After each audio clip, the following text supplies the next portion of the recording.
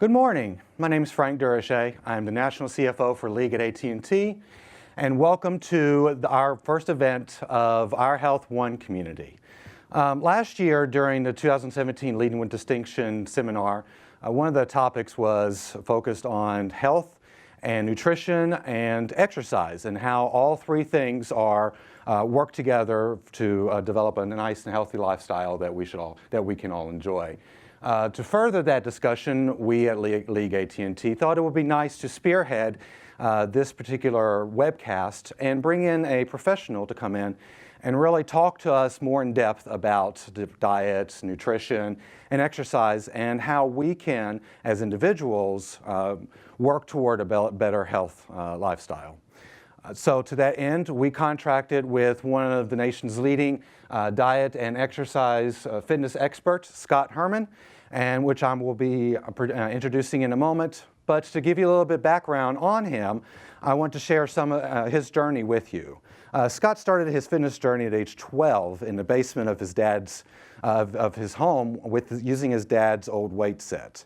At 14, Scott started working at Gold's Gym in the maintenance department, fixing machines and just doing various things around the gym. Within the next year, because of his dedication and enthusiasm, he was moved to the front desk where he interacted with members, signing people up, and really helping them to work toward their goals.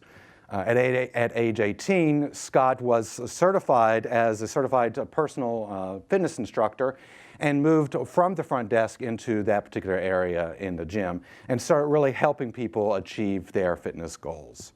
While working at the gym, Scott also attended college, where he earned a bachelor's degree in business administration, and upon graduation, he was promoted to general manager of the gym in which he was working. Scott was so passionate about helping people achieve their fitness goals that in 2007, he created his own company called ScottHermanFitness.com, which is a platform that he could use to reach a wide variety of people all over the world. To date, Scott has appeared in television, movies, print ad. Most notably, he's been featured several times in Men's Health magazine. Scott has over 2 million followers on YouTube, and he has developed a very successful fitness community platform called MuscularStrength.com. So to that end, it is my pleasure to introduce to you Scott Herman. Thank you, Frank. Yeah. Hello, everyone. Thanks for having me today. I'm actually really excited to be here. I know we have a lot of you guys viewing from home or in offices, so thank you for being here as well. So this presentation is going to be a lot of fun. And I know fitness can be scary sometimes and can be very overwhelming. You know, you're going to have some guy, really good looking, really great shape, come in. He's going to tell you got to change your life. You got to do all these different things. You got to stop doing all the things you're doing now and start doing what he tells you to do. And that's never really been my style. What I like to do is connect on a personal level. And when it comes to being able to get fit for life, it needs to be a way there where you can take what you're currently doing now, make small changes, still live your life, but do it while also being fit. And that's what we're going to do today. So hope you guys are excited. Is everybody excited? Yeah, that's what I like to hear. Awesome. And Frank, thank you so much for that warm welcome and that introduction. That was great. I mean, I'm glad I sent it to you last night, last minute. I wrote the whole thing. I'm just kidding. Frank did that. Thank you very much, Frank. So what does it mean to be healthy? You're looking at that photo. You're like, oh, my gosh.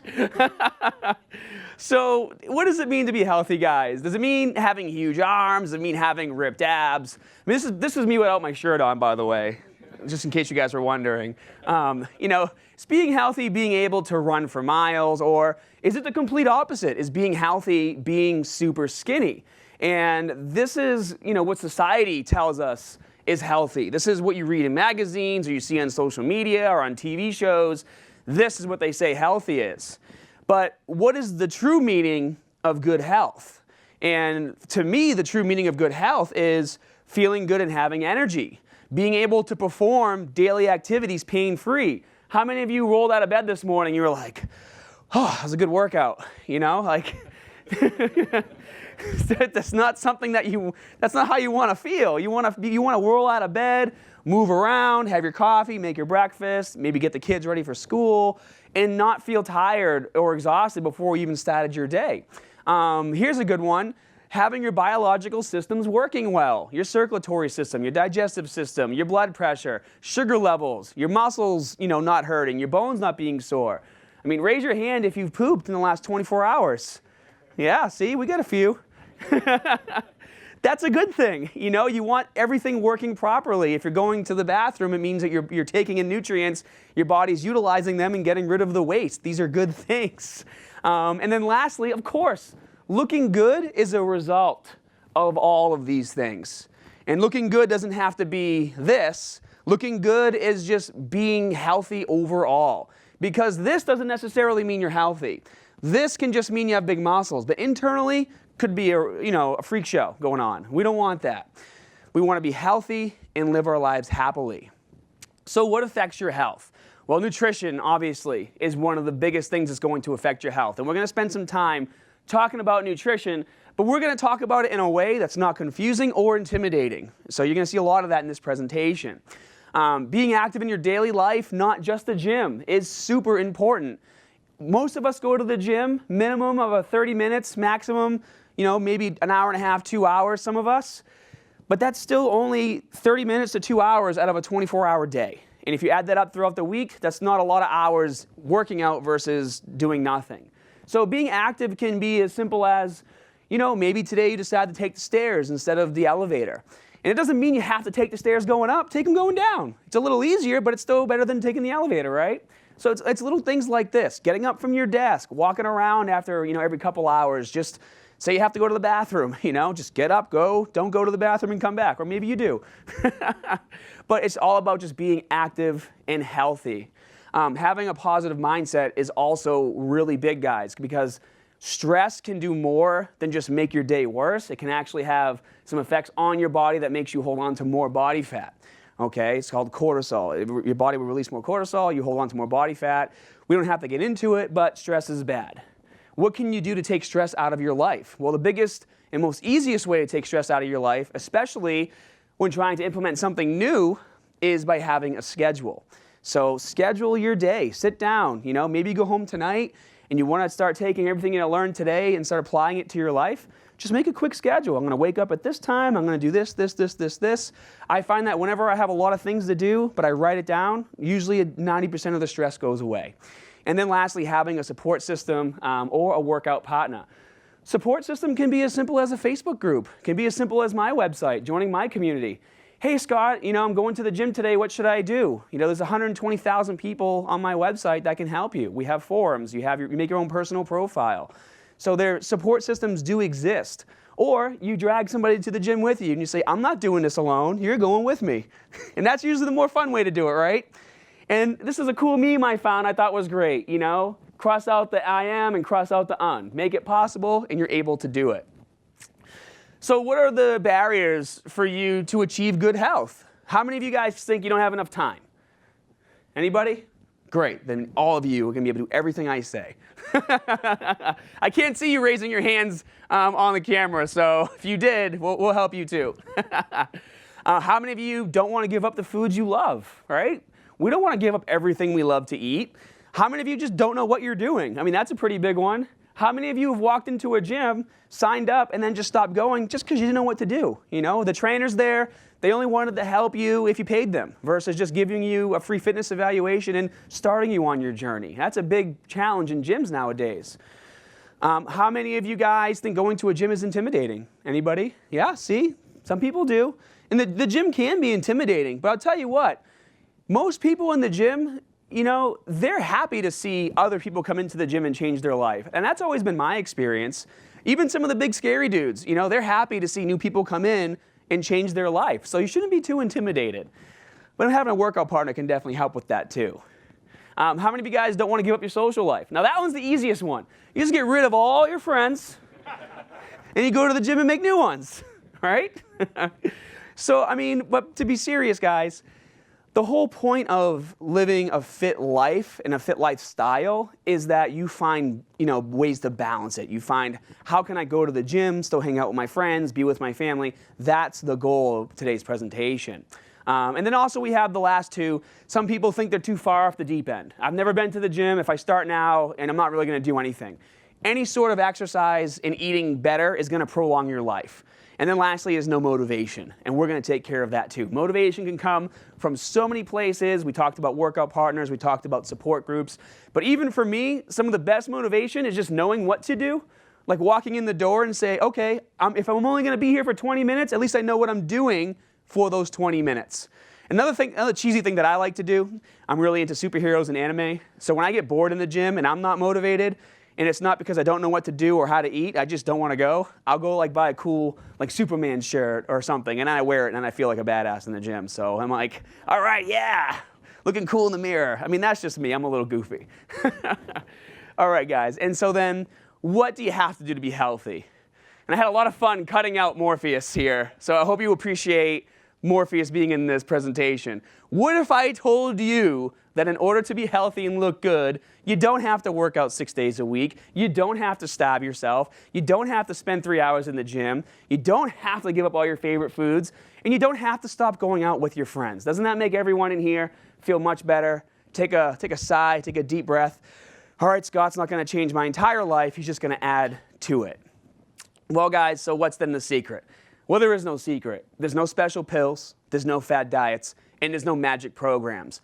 And this, this slide right here, this is due exactly to, what you read in magazines, what you see in social media. There's always some new, special liquid cleanse that you can do that's going to flush your system out for 30 days. It's all just BS. It's all marketing. It's all just to make you buy product. There really is no special pills, no fad diets, no magic programs. The key to everything in life is consistency and balance. And that applies to anything you do, whether it's fitness, your personal life, work, consistency and balance. So for example, as you guys heard, I've been working out since I was 12. I started working out in my basement of my house, and it grew into a passion, and here I am today presenting to you.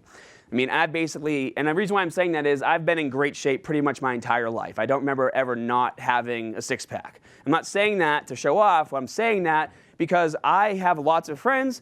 I have a wife. We go out all the time. I go to restaurants I like to eat. If I want to have a drink, I have a drink. I do all the same things that you guys do, but I do it with consistency and balance. So for example, my favorite restaurant is TGI Fridays. And this isn't a promo. This is my favorite restaurant.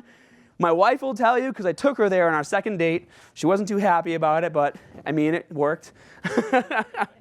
So, when I go to Fridays, my favorite drink there is a Grateful Dead, and it's a really strong alcoholic drink. And the reason why it's my favorite drink, a quick side story, is because it was the first drink my father bought for me when I turned 21. 5 or 6 years later, we go to Fridays, and he says, "What's a Grateful Dead?" I'm like, this was like a moment for us. You bought this for me. He's like, "Oh, I don't remember." I'm like, "Thanks, Dad." But anyways, I like to have a drink. My wife has a margarita. And then when I look at the menu, there's lots of choices of foods. Now, I will say that nowadays, when you go out to eat, they try to be more health conscious with their portions and the foods they provide. But if I'm going to have an alcoholic beverage, when I order my food, I try to stick to healthier food. So I'll get like the salmon with vegetables and maybe a side of potatoes. And I try to go more on the protein sides of things. And I tell myself, well, I already treated myself to a drink, so maybe I'm not going to have dessert this time. And I try to pick and choose that. And that's what it means by balance and consistency. If I'm consistently, eating right all week long, and then when I do go out to eat, whether it's once or twice a week, I make consistent good choices, then I'm going to be able to maintain the lifestyle that I have and stay healthy. Because for those of you who are trying to make a change, you didn't get to where you were because you made consistently good choices. You just made consistently bad choices. And not bad in the sense that you're a terrible person. I'm not trying to say that, guys. I'm just meaning maybe you went out to eat and it's late at night and you haven't had much to eat, and instead of getting a protein dish, you got something full with carbs and fat, as opposed to getting maybe a healthier option. And it's little choices like this that add up over time. And so now that we kind of went over a broad spectrum of things, I want to get into some specifics. And the first one we're going to talk about is water, because water is the easiest one. I see several waters here. I'm sure there's several waters that all you guys are drinking on camera.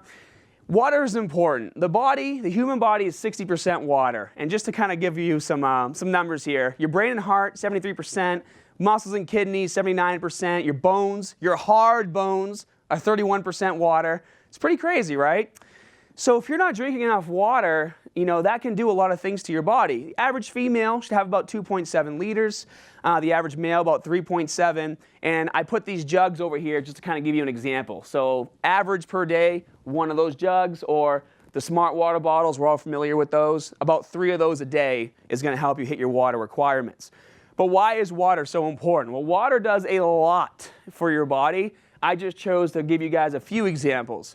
So obviously when you eat, you're eating protein, carbs, and fat. Well, your body can't even dilute that and digest it and disperse it unless you have enough water in your system to do that. So that's number one. Number two, obviously it assists in flushing waste, mainly through urination, and then helps forming saliva and also lubricating joints. So some very important things that water does. And that's easy. That's really no change to your lifestyle. Just instead of walking around like this, walk around with a bottle of water, right?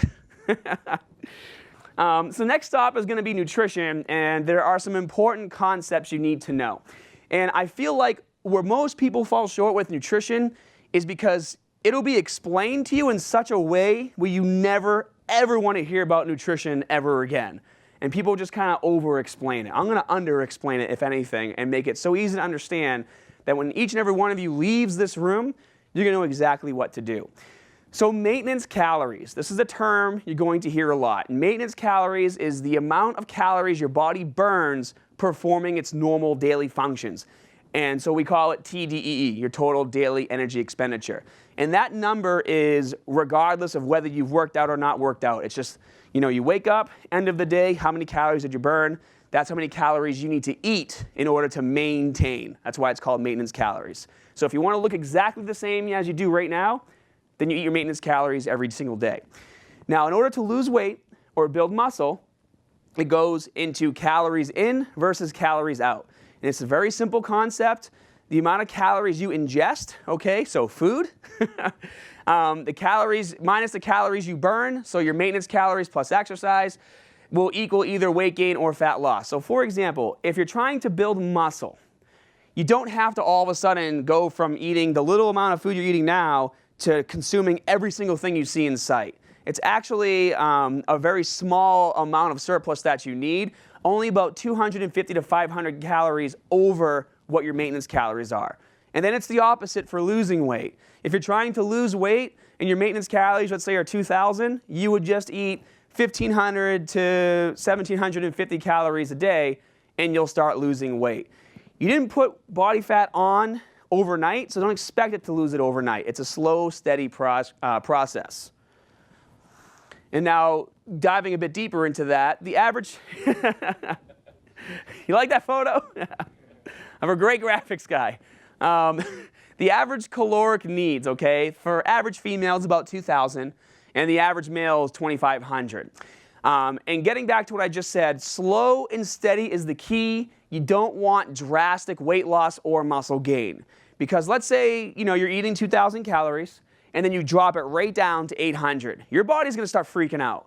Because your body doesn't know what you're doing, it just knows what's happening to it. So if you're eating 2,000 calories a day, your body's expecting this food every single day, and you drop it down to 800, your body's going to basically think it's like stuck in a desert somewhere and it's not getting any food. It doesn't know what's happening. So your body is going to start holding on to more body fat. And your body is going to start breaking down muscle tissue because that's where all the good stuff is. That's where the vitamins and the minerals are. Your body's going to break that down. It's going to take what it needs from it, strip it, get rid of it, and then you're going to end up getting the skinny fat look. And a lot of people have the dad bod or the skinny fat look because they do not eat enough food. And we're so plagued with thinking that we're eating too much that's why this happens. It's okay to eat food. Even my wife, my wife is married to me, and I'm like, babe, you have to eat more food. And I have to force her. I mean, she's a lot better now, but when we first met, it was me forcing her to eat more food. And then all of a sudden, she's like, oh, wow, I look a lot better. I feel better. I'm like, yeah, because you were only eating like 200 calories a day. So slow and steady is key, guys. And the same thing when it comes to building muscle. When building muscle, the last thing you want to do is pack on all kinds of fat. And that's what we were kind of talking about before the presentation started. And I didn't tell you exactly what to do yet because I was saving it for here. But when you're trying to build muscle, the last thing you want to do is go from a 2,000 calorie diet to 4,000 calories or 5,000 calories. Just because you put on more body fat doesn't mean you gain more muscle. Your body can only gain a certain amount of muscle in a certain amount of time. So that slight increase of 250 to 500 calories over your maintenance calories will allow you to steadily build muscle while keeping the amount of fat you gain at minimum. How many guys are so far enjoying the information here? Feeling good? Yeah? Okay, great. Thank you, thank you. So nutrition and macronutrients, guys, this is just a very simple slide to give you an idea of what protein, carbs, and fat are, and also to take a look at the amount of calories per gram. So protein, 4 calories per gram, carbs, 4 calories per gram, and then fat is 9 calories per gram. And basically, with this knowledge, you can look at food and start to understand, okay, if I'm eating a lot of these foods, so like dairy or lots of butter on a lot of the foods I'm eating, you automatically know that the amount of calories you're getting from that food is double versus everything else. And that's just kind of a visual aid for you. We're going to get into how many grams of each of these you should be eating a bit later, but visual is always going to be best because I want you guys to get to a point to where you can go out to eat and look at a plate of food and start calculating in your brain like, okay, if I eat this, I'm not going to explode my calories for the day. And that's what this is for. Arming yourselves with information is always going to be the best way to reach a goal. This is me if I was fruits and vegetables, by the way. So nutrition, micronutrients is next. And this is where a lot of people fall short. They're just as important as your macronutrients. So just in case it wasn't clear, your macronutrient or macros are your protein, carbs, and fat. Your micronutrients are your vitamins and minerals. And the main reason why, this is one of the main reasons why you looked at non-processed foods, because if you're only eating foods that come out of a box, you're not going natural or organic, these are the foods that what this muscle man is made of. All the vegetables, all the fruits, all that stuff, that's where the vitamins and minerals are at. And they're super important for your body because your body can't properly digest and use the protein, carbs, and fat unless you're getting the right amounts of vitamins and minerals. So they go hand in hand. So you can't just focus on those numbers. And this was a really interesting study I found right here. Low macro and micronutrient intake is an essential component of frailty in older persons, according to a study published in 2006 by the Journals of Gerontology. And basically what they found is that people who, as they get older, start to feel more frail. How many of you guys have heard, oh, the only reason why I'm tired is because I'm older. And I'm older now, so that's why I'm weak. I'm older now, that's why I'm losing all my muscle. You guys, yeah, you've all heard this before. It's not because you're getting older that you feel this way. What this study found is that if you're deficient in your overall calories, so not eating enough food, or if you're deficient in protein, vitamin C, vitamin B, vitamin D, folate, all these different things that come from your vitamins and minerals as well, if you're deficient in just one of those things and you're deficient in it for years, you're going to become progressively more weak. Because why? Your body is going to basically eat at itself, rip down muscle tissue, get rid of it, store more body fat, and over time you start to feel more and more weak. It all has to do with diet. So now the question, how much do I need to eat? And this is where things can get confusing, but not going to be confusing for us. I'm going to make it very simple for you guys. So rule of thumb is as long as 40% of your overall calories is protein, 40% is carbs, and 20% is fat, you're going to be sitting in a good area, okay? So for a 2,000 calorie diet, that means 800 calories from protein, 800 calories from carbs, and 400 calories from fat. And this is a really good baseline of where you can start your fitness journey. And if you guys want specifics, my website has a calculator over here that you can see where you basically just enter some personal information. It'll tell you what your TDE should be, and then you take that information and it transfers over to here, and you put in what your goal is, what your body fat percentage is. If you don't know your body fat percentage, I know a lot of people don't, you can guesstimate it somewhere probably between, if you're looking really lean, like as low as 10 to 11%. If you think it's pretty high, I'd go as like 18 to 25%. Because at the end of the day, these are just numbers. These are just baseline numbers. Whether it's my calculator or any other calculator you find online, this is always going to be a rough guesstimate of how many calories you should be eating. It's then going to be up to you to start fine-tuning that as you start to see results and exercising in the gym. So I want to leave you guys with some nutrition tips as well. each and every one of you got the pamphlet, and you'll notice on there's a healthy shopping guide. And just so you guys know, my website, muscularstrength.com, if you go to the articles section and you type in shopping guide, that same article will pop up. But these are basically just foods in each category of protein, carbs, and fat, etc. So you can start to understand what is okay to buy. And these are all foods you've all seen a million times in the grocery store. And this is fun right here too. This is one of my favorite things to tell people. Stay away from anything with a bright box or a fun mascot. Right? Those are the foods you want to buy because they don't look as pretty as like a head of lettuce, or a bundle of grapes or something like that. You want to buy the stuff that looks fun, but the stuff that looks fun usually isn't that great for you, doesn't have the vitamins and minerals you need, usually has way too much sugar, way more carbs than protein, and is just all around not going to be good for anybody.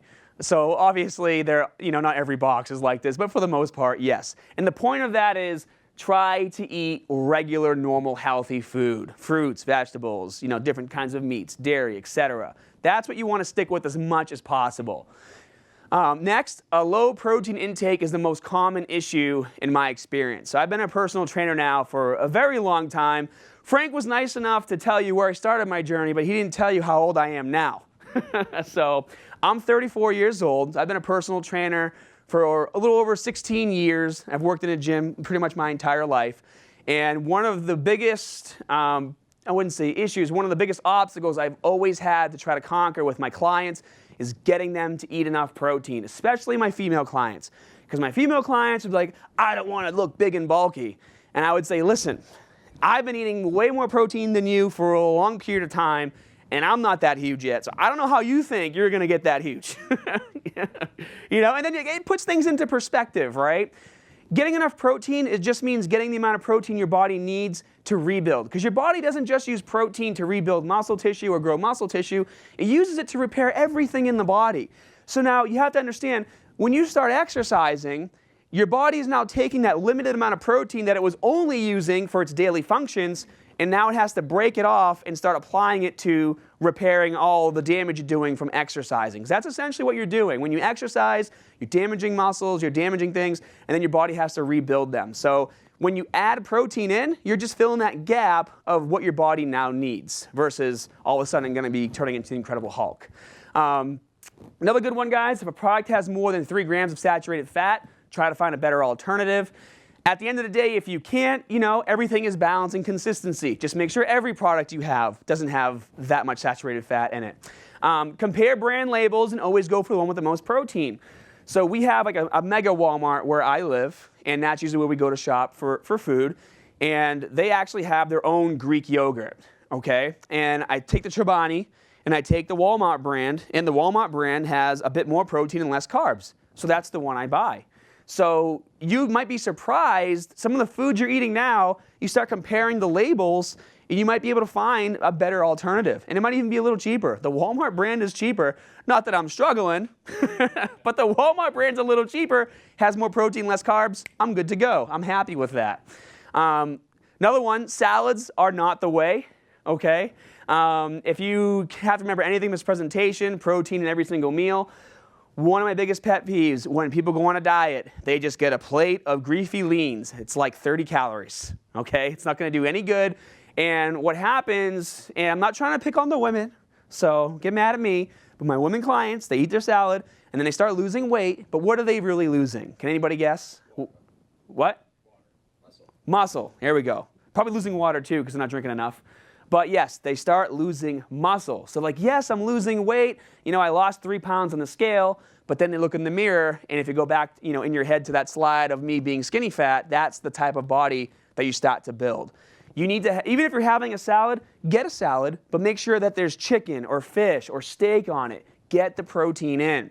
And also, guys, watch your added sugar intake. Your sugar intake should only make up 5% of your total calories for the day. So for a 2,000 calorie diet, that's 25 grams. And the reason why I have this bar here is because if you take a look at the nutrition facts, you're like, yeah, look at that, 31 grams of protein. Look at that, fat, 13 grams. And you go over here, 46 grams of carbs. You're like, yes, this is a great meal replacement. I can eat this bar and I'm good. Well, take a look at the sugar. 28 grams of sugar. Your sugar is done for the day. And bars can trick you. A lot of times, you buy bars and stuff at the gym, and it's actually worse for you than if you just made your own food. So when you're going out and you're buying bars, you're buying supplements, make sure you read the labels and just be conscious of these things. You don't want to get all of your protein, carbs, and fat from items like this. It's important to get it from food. Well, that is food, from organic food. Now that I've explained a lot of things to you guys, and I made it seem like there's a lot of work you have to do, I'm going to now simplify that. This is actually my meal plan app, okay? How many of you guys in here have used the meal plan app before? Has anybody tracked their calories with a meal plan app? A few people, great. What's great about a meal plan app is it takes the guesswork out. And if I'm being honest, after a while, you log your food for maybe 4 or 5 weeks. Usually after that, you kind of know what you can eat, and you can start to visually see food and know, oh, that's 20 grams of protein, that's 30 grams of carbs, that's 10 grams of fat. You'll just start to know because you're entering it all the time. And what makes my system so great and so easy to use is when you first log in, you enter your information here, okay? You enter your personal information. And then once you enter that information in, it's going to pop up this screen. Now, this actually slides over. These are all your vitamins and minerals on the side. And then as you add food into your meal plan, it's a fun letter grade system. We all remember high school and college. Well, actually, now you get like checks and checks pluses, I think. They don't get A's and B's anymore. But for us, we remember. We're a bit older. So as you enter your food, these will start changing from F to D to C to B to A, which I think is great because it's a system we can all understand.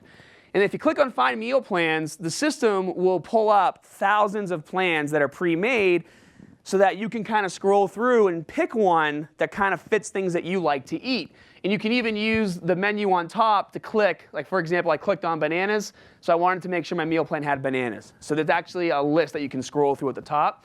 And then once you input that into your system for the day, it takes all the food here and lays it out here in different meals. Look at meal number 1. Honey Nut Cheerios with blueberries, orange juice, and milk for the Cheerios. You can make that for yourself and your kids, and you're good to go, right? It doesn't say like kale, I don't know, things that I wouldn't eat. You probably eat it because you're a vegetarian. No? Oh, okay, good. I mean, I actually do like kale, but I'm just saying most of us, when we think diet, we think like that dark, dirty section of the grocery store we never want to go to. It's not the case. You can have a bowl of Cheerios, some blueberries, orange juice, and some milk, and you're done. Now, let's say you don't like blueberries, you like to put strawberries in your meal plan. You just push that X, go to Find Foods, type in strawberries, boom, strawberries are now with your Cheerios, you're good to go. So it's a very easy system to use. And another great thing about it is you can also add your custom foods in. Now, I talked about balance. Now, obviously, guys, if there's some things at home in your pantry that you know you shouldn't be eating, let's try to get rid of those things, okay? We know what those foods are. But if there are some foods that maybe aren't really bad, but you still want to try to eat them as you go down your journey, you can enter those foods into the system. Because I would rather you put those foods in and then put them in your meal plan and see exactly what it's doing to your protein, carbs, and fat, and vitamins and minerals for the day, versus just eating good and then having that piece of food. So enter the exact thing in there. Or even your healthy foods, guys. If there's certain brands you like to eat of healthy foods that you're going to eat every day, only have to input it once. And then actually, let me go back here. So really cool thing is when you have your meal plan done, you can actually tap the screen and then expand and copy and paste meals from day to day. So if you're eating a lot of the same things, it's really easy just to copy, paste, done. Takes 2 seconds. All right, now recipe for success. I had a lot of fun making this slide. So, unsuccessful transition, guys. And we kind of talked about a lot of these things throughout the presentation. Setting unrealistic goals. There are very few people in this world that can go cold turkey and then just make it happen. I happen to be one of those people. Sorry, I just smacked my microphone. For example, I made a decision. My life was starting to get a little too crazy a couple months ago, just because I do a lot of work with YouTube and my website and building my app, all these different things that I do. Any of us, we get busy. So I told my wife, I said, I'm going to start waking up every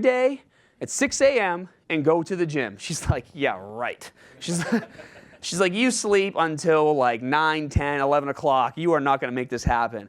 And the reason why I usually sleep in that late is because I'm a night owl. When I lived in New York City for a year and a half, and that pretty much just did it for me. I was up every night till like 4 or 5 in the morning, like just out with friends, partying, whatever, having fun. You know, I was young in my 20s. But then as soon as I moved from New York and came back home, I started my YouTube channel, so I was always working for myself. So I just literally stayed in that cycle of go to bed late, wake up later in the day. But I said, you know what, babe, I'm going to change my life. And I did it. I went cold turkey. And she's proud of me, but she had to eat her words. I'm glad Erica couldn't come, because I'm using her a lot in this presentation. She'd be like grilling me right now. She was sitting in that audience. But anyways, I don't expect everyone to do that. And I know that that is a recipe for an unsuccessful transition. Okay, a successful transition isn't throwing away all your junk food. It's not trying to do everything at once. And it's not having an all or nothing mentality. Fitness is not something that's meant to be defeated. It's supposed to be your friend. You want to bring it into your lifestyle, you know, just like any relationship. If you come on too strong, usually it's not going to happen. It's not going to work. So successful transition, setting small goals to accomplish. Do mini goals. You don't have to go to the gym for 3 hours. If you go to the gym once a week for 15 minutes and you do a little bit of exercising or a little bit of cardio, you're still 15 minutes ahead of where you were the week before. That is a successful transition. That is a gold star for you if you do that. And I would be proud of you as your trainer, because at least you're coming in the door and you're doing something. Make lifestyle changes, don't diet. And we talked about this a little in the beginning. I hate the word diet, and that's why I really get upset when I read magazines that say, you know, there's a new diet like called Drop 30 that's like really intense and crazy to me. The liquid diets or all these different fads that come out. When you do a diet that's completely different than from what you're doing now, you might lose weight, you might see some changes in your body, but after a while, you're gonna get sick of that diet and go right back to your old habits. So we need to change your habits now to something more permanent. Focus on your protein intake. We talk about that a lot. Eat smaller portions. Now, I don't want you guys to get confused, because eating smaller portions does not boost your metabolism.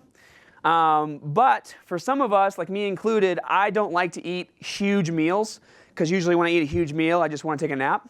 And that can happen to a lot of us. So to avoid that, in order to eat as much food as I need to eat in order to build muscle, I eat smaller meals throughout the day. But that will not boost your metabolism. Doesn't matter if you eat all 2,000 calories in one sitting or you spread it out throughout the day, it will not boost your metabolism. What boosts your metabolism is having more muscle. More muscle you have, faster metabolism is. And then obviously an attainable workout schedule. So start off slow, start to fit fitness into your lifestyle. And then if you're going to the gym 3 days a week, working out for 30 minutes, that is awesome. You will see changes from that. Doesn't have to be 7 days a week for 3 hours. And then over here, this is just the top portion of the meal plan. So right here where it says 2,860 calories, if you were to click on that, it would pop this open. And the reason why I'm showing you this is because a lot of the presentation focuses around protein being number one. So when you enter all your food for the day, if you're supposed to be eating 150 grams of protein, but you only have 113, make sure that number gets to 150. Maybe your carbs and your fat are a little high or a little low. In the beginning, I don't care about that. I care about this number right here. Okay? You all good? Yep. All right. Let me stern with this. This is important. And now, do I need supplements? Well, yes, and it depends on what my sponsor happens to be for the day. Those are the supplements that you need, okay? So in all actuality, though, I am sponsored by BSN. I've been with this company for about 7 years now. But even our message as a company isn't buy supplements. Supplements are meant to supplement an already in place workout routine and meal plan. They're meant to fill the gaps, okay? They're not required. They don't make up for a bad meal plan or lack of exercise.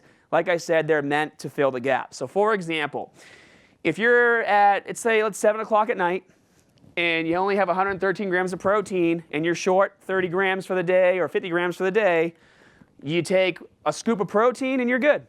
Didn't have to cook any food. You didn't have to, go to the grocery store, leave the house. You are good to go. And that is important, guys, because you have to meet that protein goal. But you don't want to do that every single day. I mean, you can have protein every single day, but you want to make sure that the majority of your macros and your vitamins and minerals are coming from your food. This right here, I put this here. This is a supplement called Rebuild Edge, and it's basically a post-workout recovery supplement. So if you guys are working out, you're getting super sore, and you want to have something help you kind of recover a little better, I think it's always great to have a protein and a post-recovery workout. And then I actually do have some samples of our new line of Endo Rush, which is a pre-workout for energy. So you like that? You like that one? You've had it? Have you had the cans? Oh my gosh, you're gonna be bouncing off the walls.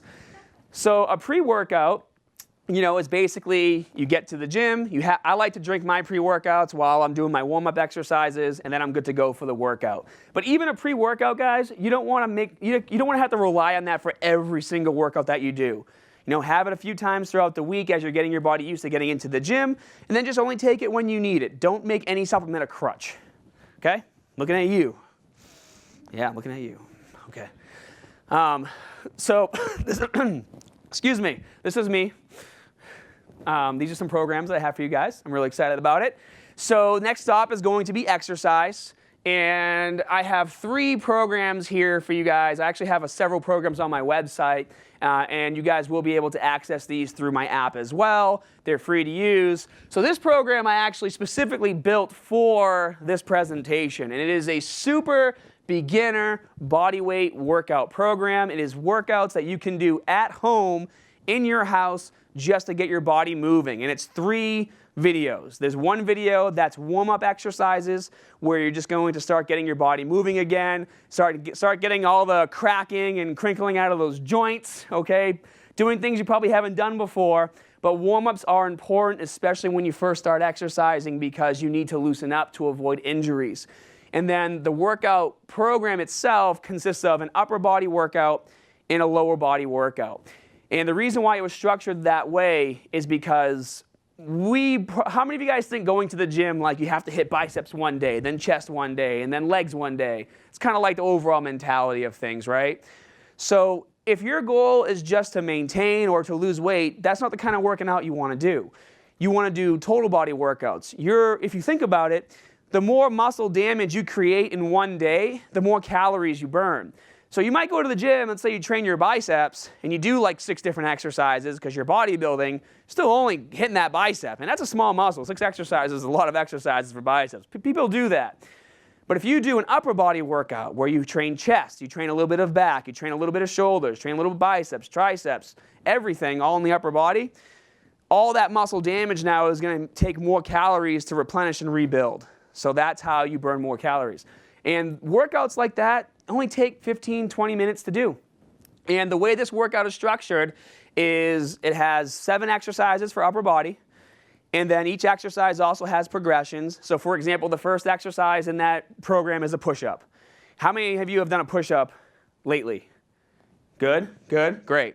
Some of us might not be able to do a push-up right away, so I have progressions so every single person can do it, and then it gets gradually more intense. You guys are going to see all of that. I made some really cool PDFs for you, some Excel spreadsheets, some calendars. It's all there, and that's going to get you started. And then once you move on from the beginner phase, there's 2 other programs that you can transition to. This one is a 12-week home program. And in this program, it's a 3-month program where each week you're doing upper body workout, lower body workout, and then an ab workout, and you actually do it with me live. So it's a video, I motivate you, I keep you going. And then that also has a schedule so that you progress. So month 1 isn't as intense, you're only working out 3 days a week. And then month 2, you're working out 5 days a week. Then month 3, you're working out 6 days a week. But they're literally 15 to 20-minute workouts you can do at home. All you need is a pair of dumbbells. And then for those of you who want to start going into the gym, then there's push-pull legs. And push-pull legs is a great way to get into the gym because as you can see, there's only 3 words because there's only 3 workouts. So you don't have to go to the gym for 3 hours. You don't have to go to the gym 6 days a week. You can literally go to the gym Monday, Wednesday, Friday, maybe do a little cardio on the weekends just to relax, whether it's going to the gym on the treadmill or walking or running outside, and you're good to go. And then on top of all of that, my website is a social platform. So you'll all make a profile and you'll have your photos there, your goals, all that stuff. Let's say you're doing this workout and you're like, oh, I can't do this exercise. What's a good replacement? You just post a comment on the routine itself, and then me and my community moderators get in there and we help you. So it's almost like having an online personal trainer. Well, it is like having an online personal trainer. It might not always be me doing the responding, but it's me or someone on my team. And that's the kind of level of support you can expect from my website. Now, some workout tips. The biggest reasons for failure is setting unrealistic goals. We talked about this a lot. It does not have to be 3 hours to look healthy and do your best. It just doesn't have to be. Press for time. One of the most effective workouts you can do to lose body fat is called HIIT, so high intensity interval training. Does anybody know what HIIT is? I know Frank does. You know what it is too. So high intensity interval training can be applied to cardio, and it can also be applied to exercising. And actually, these workouts in the home program are basically HIIT training workouts where they're timed workouts. So you do as many reps as you can for 30 seconds, then you rest for 30 seconds, then do as many reps as you can again for 30 seconds. So, when you follow along with the workout, even though you're doing these workouts with me, it's timed. So if I do 30 reps and you do 2, it doesn't matter. You still did 2 reps. And the next time you do the workout, maybe you get 3. Then the next time, maybe you get 10. And you're able to progress because they're timed workouts. So you can always push yourself really, really hard. When it comes to cardio, a lot of people go to the gym and they do cardio. Now, first of all, guys, you will always burn more calories doing exercising with weights than you ever will with cardio. Cardio is great, it gets the cardiovascular system going, it gets a nice sweat going. Sweat doesn't equal fat loss. Burning calories equals fat loss. So when you're doing cardio, instead of being on there for 45 minutes to an hour, you can do HIIT for 15 or 20 minutes. And that's what I do. I just do HIIT cardio workouts a couple times a week. Helps me stay lean. And then what I do is I run as fast as I can for a minute, and then I do like a fast-paced jog for a minute. Then I run as fast as I can for a minute, and you go back and forth. And HIIT cardio has been proven to burn more calories, and also if you do it in the morning, it's been proven to keep your heart rate elevated throughout the entire day, so you're actually burning more calories throughout the entire day. But you can make up your own variables. You can do 1 minute slow walk or jog, and then 30 seconds of a faster run. It doesn't have to be a minute and a minute. It doesn't always have to be crazy intense. You work at your own pace. Just always make sure you're challenging yourselves. And we talk about lift weights a little bit. So this is a really good statistic for you guys. Physically inactive people can lose 3 to 5% of their muscle mass every 10 years after 30, which is a crazy statistic. And it's not because they're getting older. It's not because, I'm 34. It's not because we're getting older, we're losing muscle mass. It's because we're not lifting weights. We're not putting any sort of physical stress on our bodies. Does anybody know anyone who takes like a lot of calcium to have strong bones but doesn't work out? No? Yeah, you do? Yeah. I've had a lot of clients like, I take calcium pills and my bones are strong. I'm like, do you work out? It's like, no. Well, in order for your bones to actually use that calcium and get rid of calcium, you need to put stress on them. If there's no stress being placed on the muscles or stress being placed on the bones, they become brittle over time, which is why, we see those commercials, I've fallen and I can't get up, grandma broke her hip. Not trying to be funny, these are serious things, but it's because, people, I'm moving to Florida soon. A lot of houses in Florida, the bedrooms are on the first floor, which can be safer, but now you're not going upstairs ever, which is important because even going upstairs places stress on the bones, on the muscles. These things are important. Now, no one in this room is at that point yet, but we want to make sure we prevent that. So working out is key. So resistance training is your most powerful tool to combat muscle loss, the stress. We talked about that. And this is what my wife wanted to say. My wife is she's like, Zumba, I hate Zumba. It's fun to do, it's fun to dance, but all that dancing and fun, you can do that in the club on the weekends. If you guys want to go out, I'll take you out with me. We'll go dancing on the weekends. But when it comes to fitness, you guys have to be lifting some weights. You have to be doing some sort of stressful activities. If anybody in here likes to do classes, you like to do Zumba, you like to do these things, do it. It is great cardio, but make sure you also have resistance training in your program. And then obviously, guys, incorporating compound movements like the squat, bench press, and deadlift into your workout. Compound movements are called compound movements because it requires multiple joints to activate. So for example, when you squat, you go all the way down, all the way up. You're hinging at the hips, you're hinging at the knees, and in doing this movement, you're activating pretty much every muscle in your lower body. So doing a squat versus sitting down and doing this while on the phone, on the leg extension, are two very different things. You can do 10 sets of squats and be done with your leg workout for the day versus going in the gym and trying to hit 6 different machines to hit all these random different parts of your body. And it's important to do that. And I feel like, to people who are new to the gym, squat, bench press, and deadlift kind of get a bad rap of like, oh, you only do that if you're bodybuilding. But that's not the case. These are amazing exercises that can make your workouts much faster and more effective. Let's see here. And then now is the time where I'm going to start taking questions from you guys. And so I thought it would be fun to put some questions on the board that I kind of get the most from my own clients that I train. But I know we have some questions over here, and I'm sure you guys have lots of questions too. So I want to make sure we have enough time to go over those. So who wants to start off with some questions? So obviously, one of the best things that you can do is, as you're designing your meal plan, start to pick foods that are a bit healthier, and then maybe portion out those foods throughout the day. Because a lot of times, when you get the munchies, it's because you weren't able to eat enough in your other meals. So that's why for someone like me, I portion things out.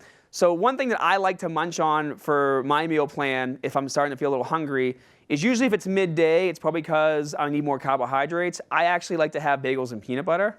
I make a few of those before I leave. And you're probably thinking, oh my gosh, bagels and peanut butter, that's lots of carbs. Like, that's not good for me. It's really not that bad. It's also good, like, I like to take maybe like cups of Greek yogurt. That's a very healthy snack that you can snack on. And guys, if you're getting Greek yogurt, don't get the Greek yogurt that already has the fruit in it. That's going to explode your sugar for the day. But basically, when you get the munchies, if you can just find some of these healthy treats that you like to eat, that'll help you not explode your calories. Or if you happen to use like a protein shake, having that when you have the munchies, so at least you know you're hitting your protein goal for the day. It's helping you do that versus sitting down and snacking on things you don't like. Now, what are some foods that you'd snack on when you have the munchies?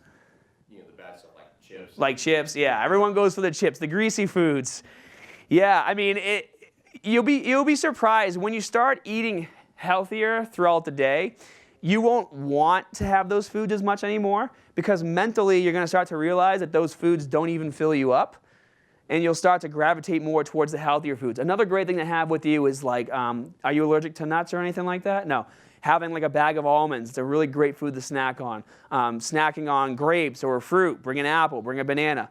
All these quick things that you can pull out of your bag and eat really fast that are healthy are what you want. Because obviously if you're at work, you can't have like, all right, take this sandwich out, and just start eating it while I'm doing my work, right? But even with the almonds, you got to be careful with that because you have the raw almonds versus the smokehouse that's been roasted and it's got all sorts of sodium and all other processed flavorings on them, right? Well, that's actually a good point that you mentioned sodium. So most of us tend to gravitate away from sodium. And the problem is that most of us don't get enough sodium. You can have 2,000 to 4,000 milligrams a day in an active lifestyle with training and be okay with sodium. So don't think that if it's high in sodium, it's going to explode your sodium intake for the day. But it comes down to when you're going shopping for your almonds and you got all your choices, and you're like, well, I really like, these taste really good. Then you look at the label and you start to see why they taste good. Maybe start gravitating towards the ones that still taste good. You can still go for salted if you want salted.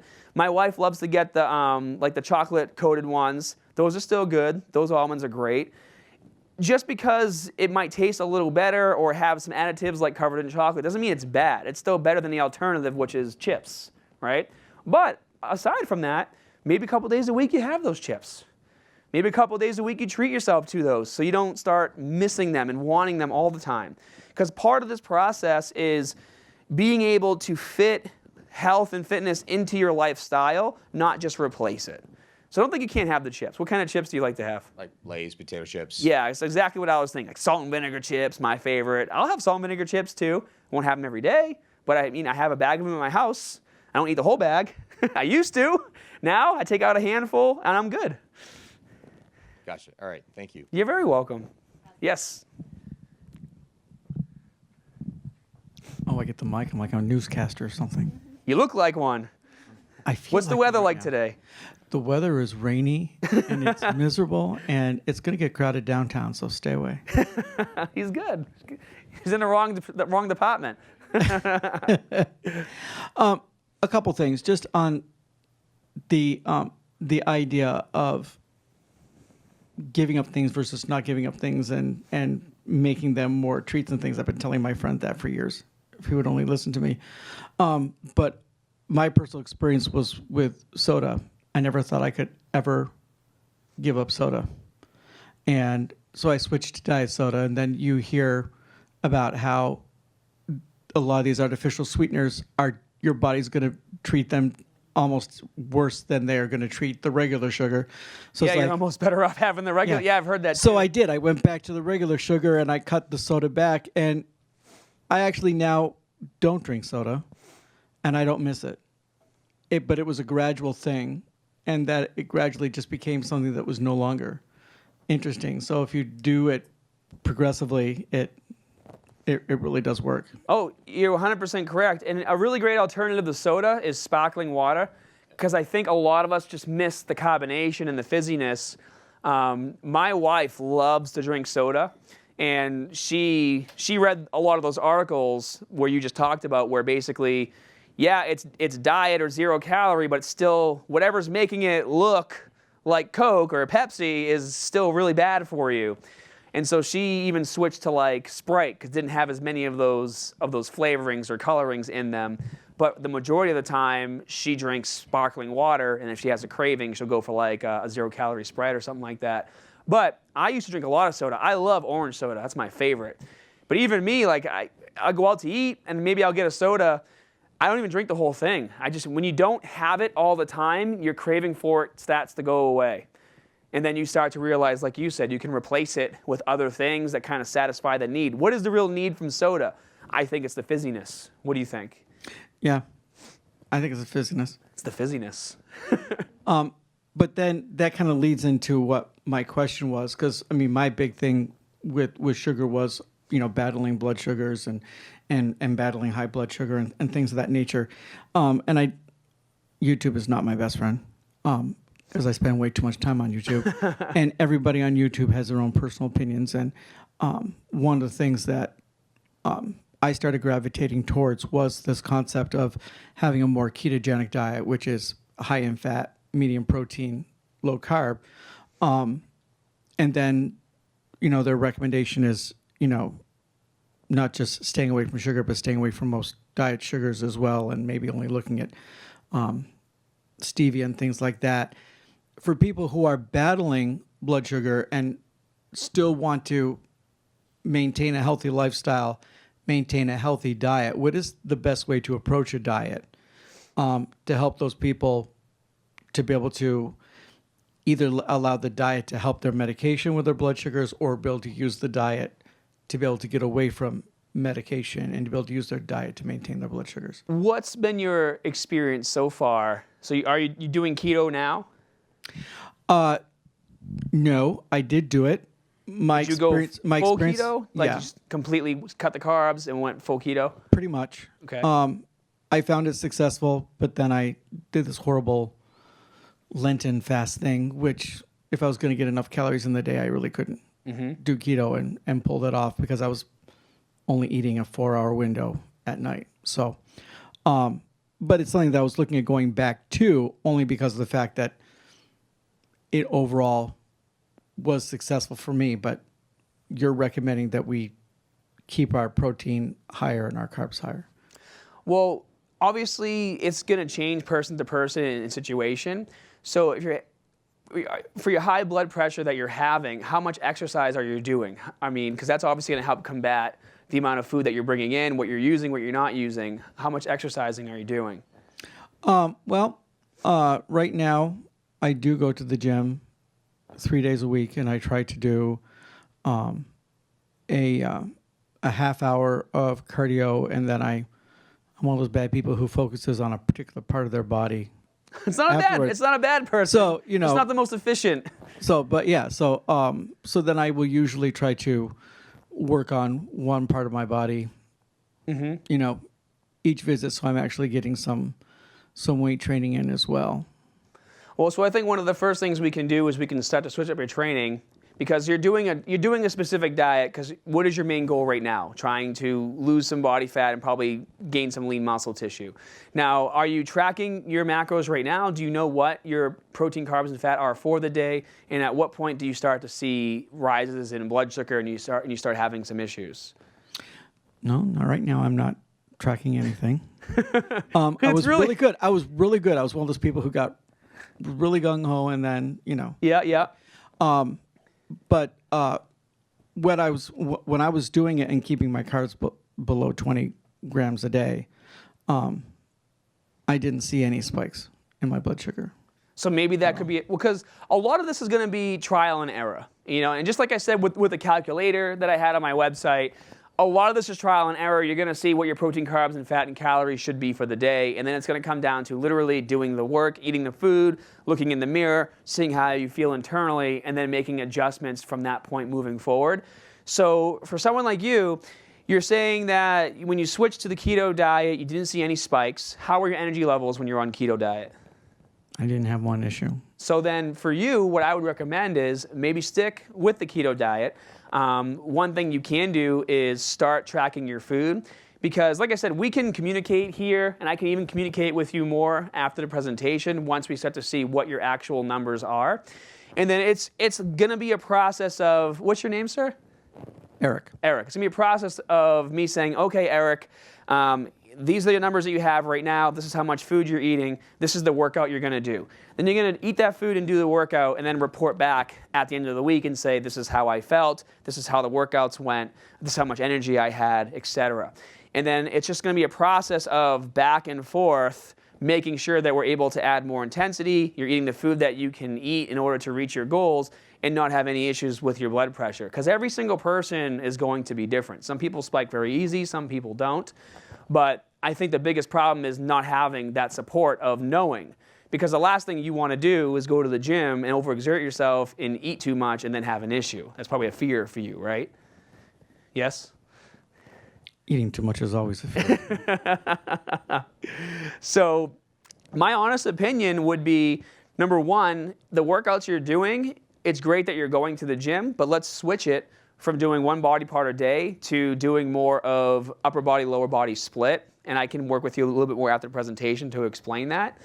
Get you burning a bit more calories so you can better utilize the calories that are coming in. And then we can check in like week to week and see how you're doing and make adjustments that way. That's going to be the most definitive answer I can give as a trainer, because right now, Eric, is like, I don't know everything about you. I don't know how you train. I don't know how much you eat. So to try to just give an answer can do more damage than good. Like, oh, you know what? Just this is the amount of protein, carbs, and fat you should eat. You're good to go. It's like, you can't do that. Well, just like I noticed your accent was from New England, what you see is what you get. Yeah, exactly.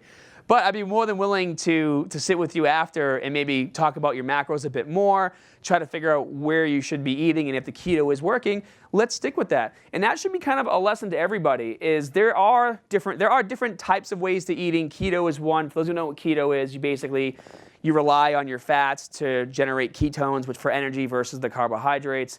There are different plans out there. There's intermittent fasting, which is basically eating your meals in 1 or 2 points throughout the day and then eating nothing for 10 to up to 16 hours. Some people do that.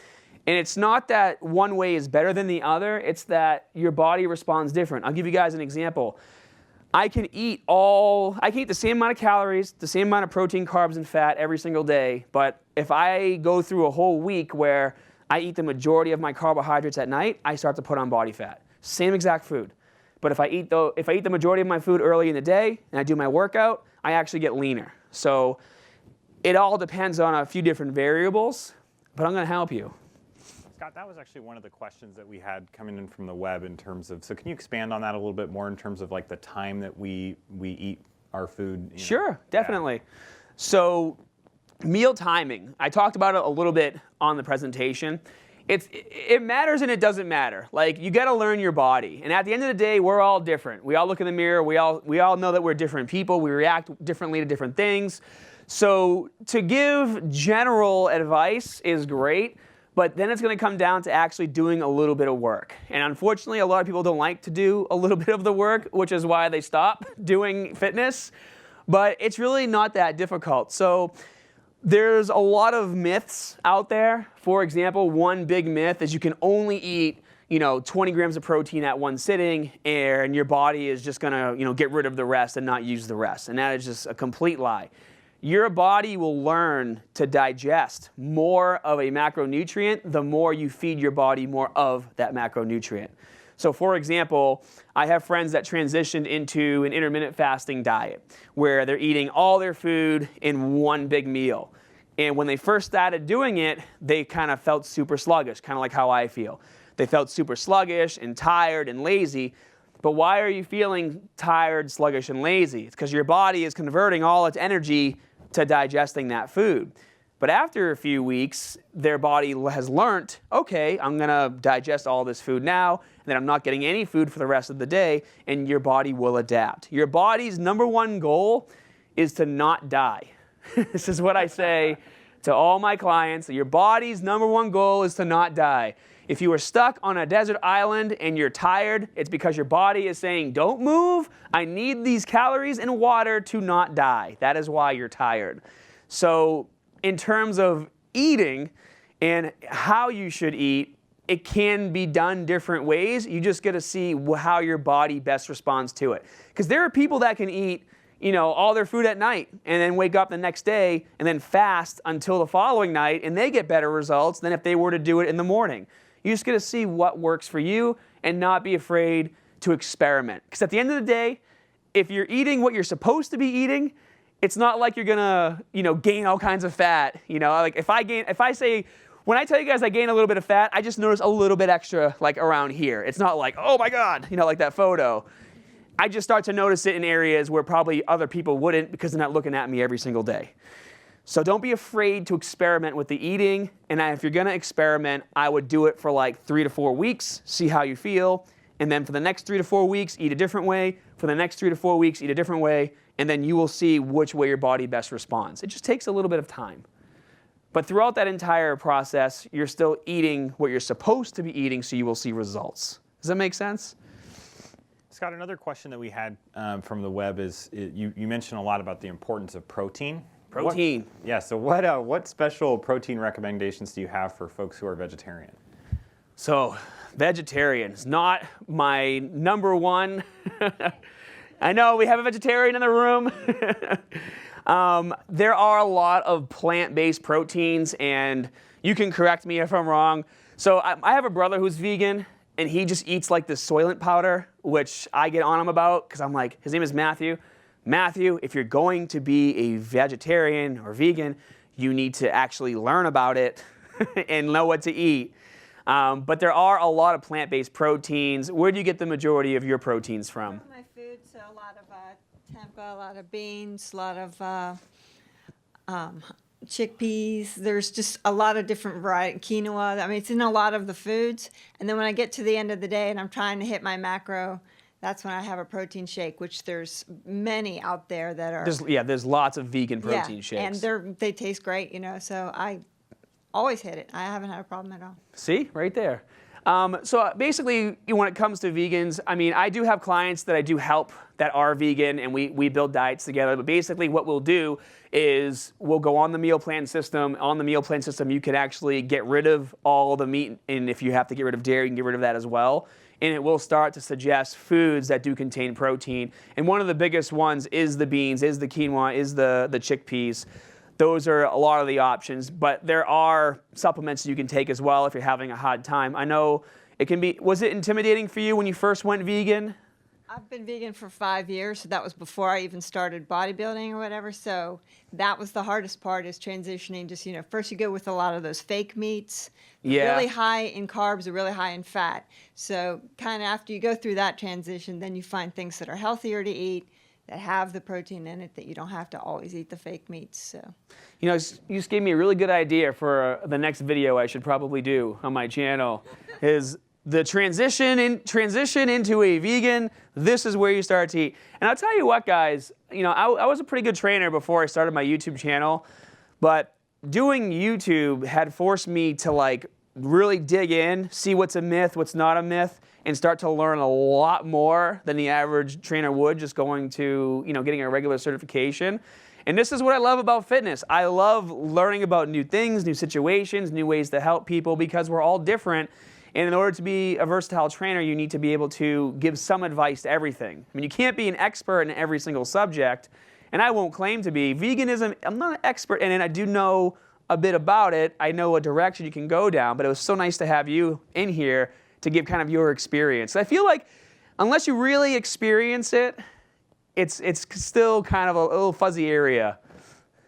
I'd say the hardest part for any of these transitions, even people that aren't vegan, that aren't eating a whole lot of protein, is going from eating maybe 30 grams of protein a day to jumping up to 100 because your stomach will, so you kind of have to build your way up, like you're saying, in working out as well. Don't go from 0 to 100 right away. Kind of build yourself up so that your stomach doesn't freak out, and also that your body's used to building up to where you need to be. Well, how about, she's the one giving the presentation now, by the way.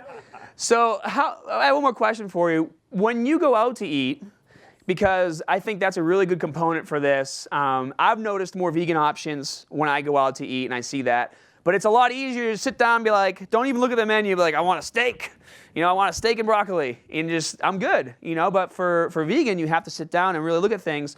What would you say are some of the most common options? I'm going to bother you. So what are some of the most common options you saw? It's funny because family members and friends play this game with me. They look to see, okay, what can she order, That sounds like a fun game. It's a fun game. But like for fajitas, I get portobello mushrooms. I'll look to see on their menu to see if they have mushrooms anywhere on their menu for something else. So I'll either get that or I'll get a black bean taco. So I have black beans put on it instead of meat or whatever. So, other restaurants, I just look for things that generally I can have, sweet potatoes.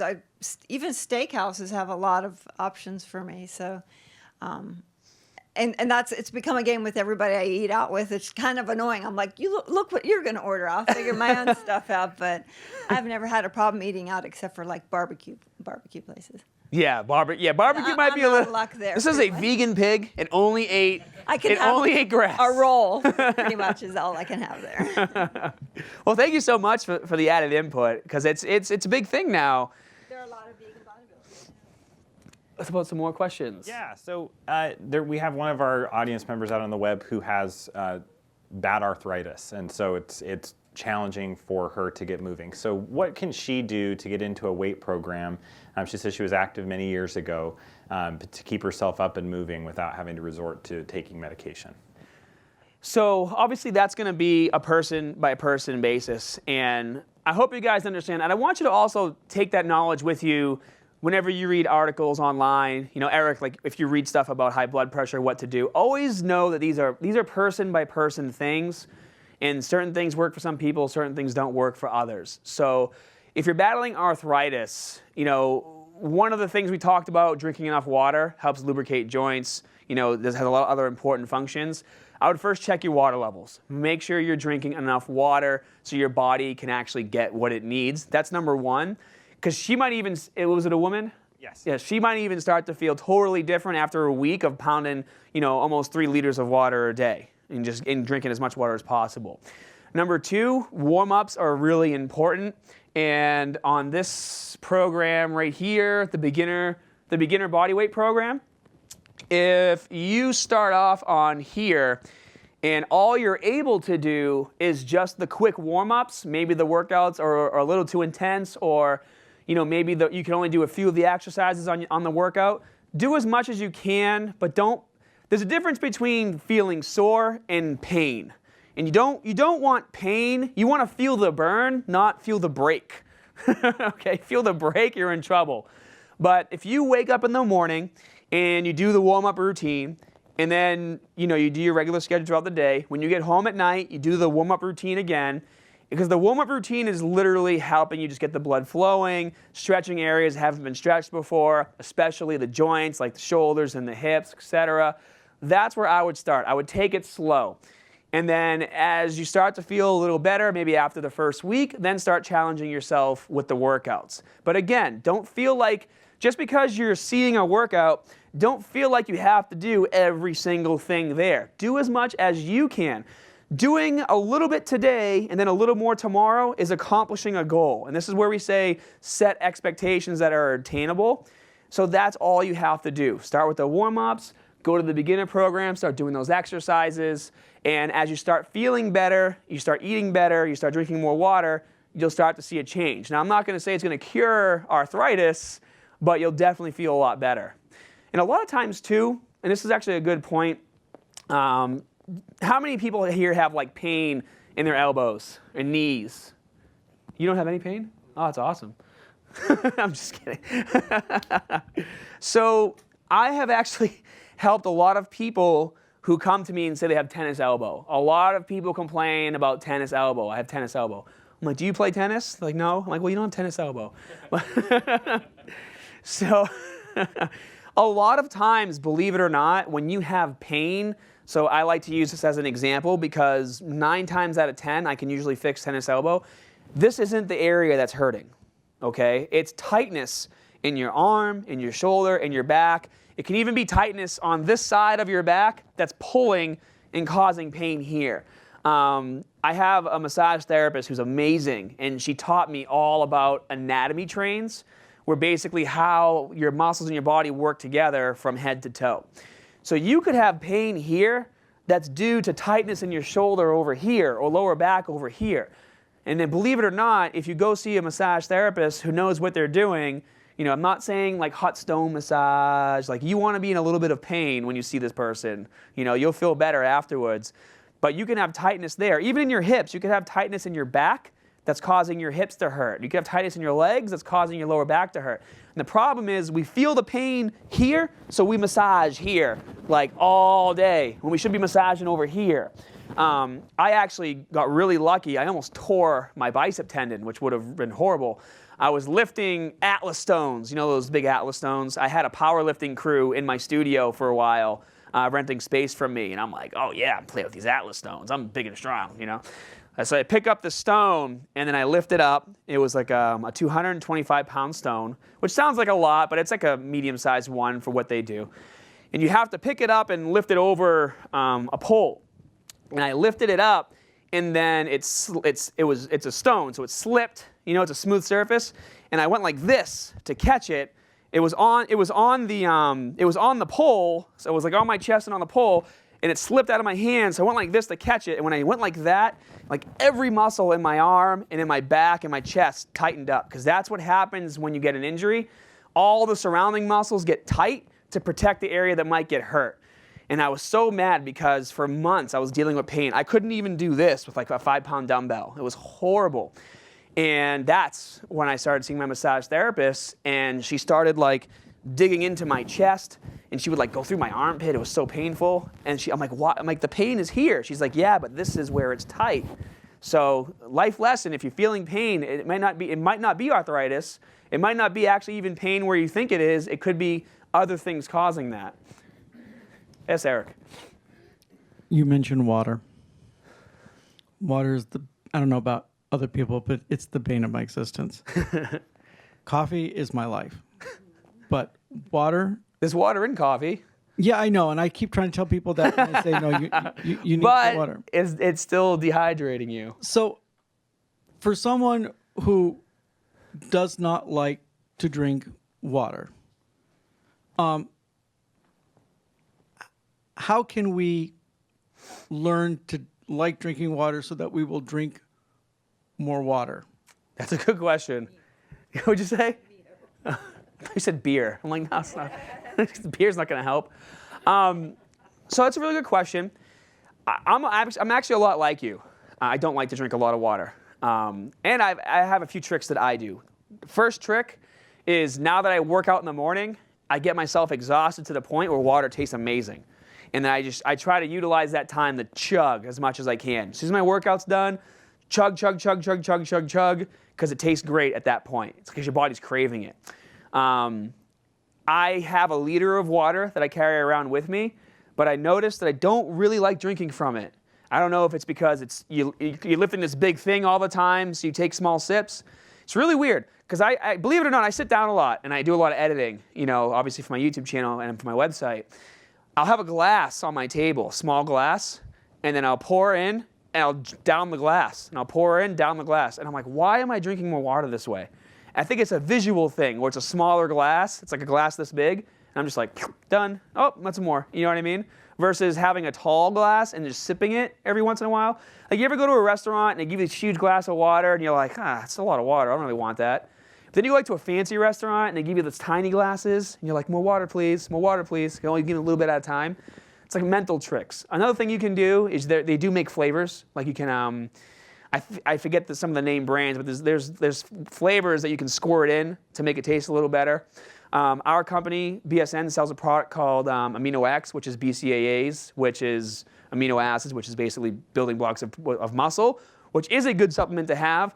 They have one that's a grape flavor that I absolutely love because it tastes really sweet. This is good for you. Whenever I get cravings for like candies or carbs or whatever, I have this product because the grape juice tastes like, remember Juicy Juice? Like, I would go in the fridge. Remember when it came in the can, you had to open both sides? It'd be like a can this big when I was a kid. I'd be like, boom, boom, and I'd drink the whole thing. And that's kind of what what Amino X tastes like. And because of that, you're drinking water, but you're not diluting. I mean, you're not dehydrating yourself like you are with coffee, because it's BCAAs. Your body actually is going to use that. But it's little tricks like that. So if you can start working out and focus on drinking water during your workout, at least on those days, you'll definitely get enough. And then, like I said, the small cup trick, it really does work. I want you to try. I'm gonna ask you if you try the small cup trick and see if it works.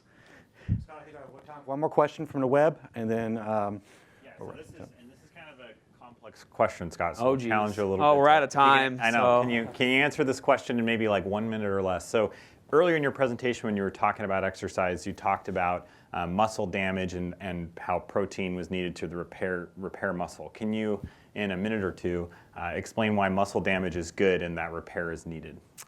So that's very simple. So in order to strengthen your muscles, that's why you need the damage and regrowth. Okay, it's in order to get bigger. Basically, let's say this is your muscle fibers, and when you work out, you damage them, so they're getting pulled apart and getting damaged. So then your body gets in there and repairs. But now, instead of being this big, they're this big, and they get bigger and bigger and bigger over time. And then obviously you will get to a point where you won't grow anymore. We all have a natural limit that we can reach, but it's continuously putting that muscle tissue. So once you meet your genetic potential, you're not going to get much bigger. Maybe you'll get those micro tears and you'll like have some micro growth, but you're not going to pack on like all kinds of muscle like you did when you first started working out. You will hit a limit. In general, guys, rule of thumb for you, which is a really great thing to know, a complete beginner, this is for males. For females, basically just kind of cut the numbers in half. A beginner male going to the gym for their first year will gain like 20 to 25 pounds of muscle. Second year, you'll gain like 12 to 15. Third year, you'll gain like 6 to 8. Fourth year, you'll gain like 4 to 5. And every year after that, you're only going to gain like maybe 2 to 3 pounds of muscle. This is for a natural athlete. It's like for women, it's pretty much half of those numbers. And it's good to know these things because when you first start going to the gym and you're like, yeah, I gained all this muscle, you might lose motivation because all of a sudden you're not gaining as much muscle as you used to. Well, it's because you do have a genetic limit. If that was the case, if we didn't have this limit, we'd all be super huge all the time. So don't get discouraged if you obtain a lot of muscle and you look great, but you can't figure out how to get bigger because you will hit a genetic limit. But basically, yeah, protein is the building blocks of muscle. You cannot build or maintain protein. There's this thing called protein synthesis, which is basically where, in order to build muscle or maintain, you have to have more protein synthesis than protein breakdown. Protein breakdown happens when you don't have enough protein in your system. So if you're deficient in protein consumption and your body needs protein to, let's say, repair other organs or skin tissue or whatever, it's going to take it from the protein that was going to go to the muscle.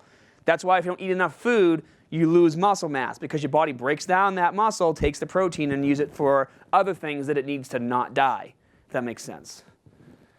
I think I did it. Well, thank you, Scott. On behalf of all the ERGs and ENs at AT&T, thank you very much for coming out and talking to us. Of course. Giving us some great information. Thank you, everyone. Thank you so much for having me. This presentation is available for download, as is his webcast. Webcast will be available for download and view again on demand for the remainder of the year. I want to tell you, I've been working with Scott. He's been my personal trainer for the past 10 months or so. And I can personally attest to the level of his abilities to motivate you, to keep going, to push yourself. When he says that on his videos that he is doing it with you, he is literally doing it with you. He is not standing over you or talking to the camera saying you need to do this, this, and this when he's reading his book, playing his phone, whatnot. No, he is doing the crunches with you. He's doing the squats with you. Halfway through, you can hear him out of breath, but he is there. And I use that, and you should use that as a motivation to keep going and pushing yourself. Well, thank you very much. Thank you, Frank. Thank you very much for participating, and good luck on your journey. Thank you. See you guys.